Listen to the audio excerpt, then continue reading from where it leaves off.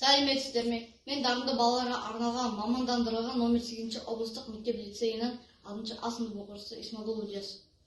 Жобаның тақырыбы ұлттық спортты жаңғырту, мәдени мұраны сақтау. Номинация жаңғырту полюсы. Жобаның мақсаты қазақтың ұлттық спорт түрлерін насихаттау және заманауи талаптарына сай дамыту. Жобаның міндеттері ұлттық спорт түрлерін тарихын зерттеу, жастар арасында ұлттық ат спортына қызығушылығын арттыру, жылғы күтім мен баптау мәдениетінің маңызын анықтау, ат спорты ойындарын дамытуға арналған ұсыныстар жасау. Жобаның өзектілігі: ат спорты ұлттық мәдениетіміздің ажырамас бөлігі, әр заманауи спорт түрі ретінде маңызды. Ол денсаулыққа пайдалы, еліміздің туризм экономикасын дамытады, оған қоса жаңа жұмыс орындарын ашады, халықаралық деңгейде Қазақстан беделін көтеріп, жастарды ұлттық дәстүрлерге баулуға көмектеседі. Сондықтан бұл жобаны қолдау ұлттық мұраны сақтап, ел спортына дамуына үлес қосу болып табылады. Қазақ халқының ұлттық спорт түрлері бай мәдени мұрамыздың маңызды бөлігі. Бәйге, жамбы, көкпар сынды ойындар ата-бабаларымыздың жауынгерлік рухын, шеберлігін және төзімділігін айқын көрсетеді. Алайда, жаһандану әсерінен ұлттық спорт түрлеріне қызығушылығы төмендеп, жастар заманауи спорттарға көбірек бет бұруда.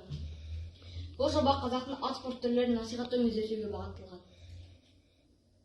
Ұлттық спорт түрлерін дамыту тек жарыстар ұйымдастырумен шектелмейді. Оның маңызды бөлігі жылқы баптау мен күту болып саналады. Бұл видеода мен өзімнің ұлттық спортқа қызығушылығымды көрсеткім келеді. Жылқыны дұрыс тамақтандыру, оның денсаулығына мән беру, жүнін тарау, тазалығын сақтау шабандоздардың басты міндеттерінің бірі. Аттың төзімділігі мен шапшаңдығы оның дұрыс бапталуына тікелей байланысты. Жамбы ату мергендік пен ептілікті талап ететін ат үстіндегі ойын. Ойын барысында шабанды шауып келе жатып, белгілі бір қашықтықта ілулі тұрған жамбыны атып түсіру керек. Бұл ойын қазақ батырларының соғысқа дайындығын арттыру үшін қолданылған. Көкпар ат үстінде ойналатын командалық ойын. Ойыншылар сойылған серкені тартысып белгілі бір межеге жеткізуге тырысады. Көшпелілердің жауынгерлік жаттығулардың пайда болған деп есептейді. Бұл ойын басқа елдерде де кең таралған. Бәйге қазақтың ежелден келе жатқан ат жарысы. Бұл жарыста аттардың төзімділігі мен шапшаңдығы сыналады. Бәйге түрлері әртүрлі. Аламан бәйге, тоқ бәйге, жорға жарысы, құнан бәйге. Аламан бәйге ең ұзақ қашықтықта өткізілетін жарыс түрі. Бәйге көбінесе ас тойларда, мерекелерде ұйымдастырылып, ат бәйгелердің білімі мен шеберлігі сынға түседі. Бұл жоба бойынша мен 5-11 сынып оқушыларына сауалнама жүргіздім. Сауалнаманың нәтижелері анықталды.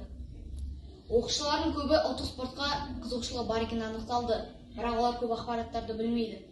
Оқушылардың көбі ұлттық спортты жаңғырту және дамыту қажет деп санайды. Бұл видеода мен атбегімен сұхбат жүргіздім. Атбегі болуға қалай едіңіз?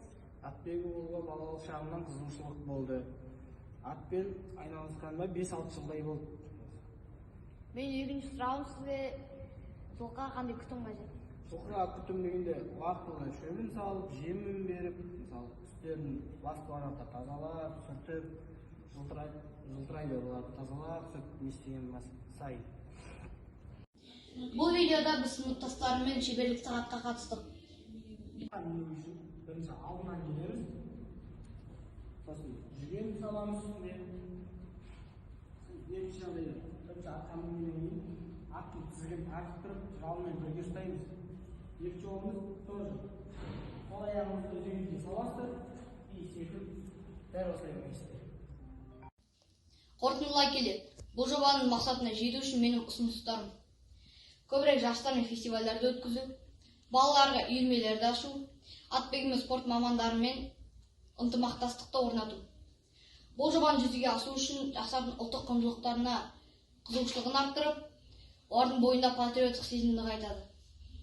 Қоғам рухани дамуына және халықаралық аренада Қазақстан беделін көтеруге ықпал етеді. Назарларыңызға рахмет.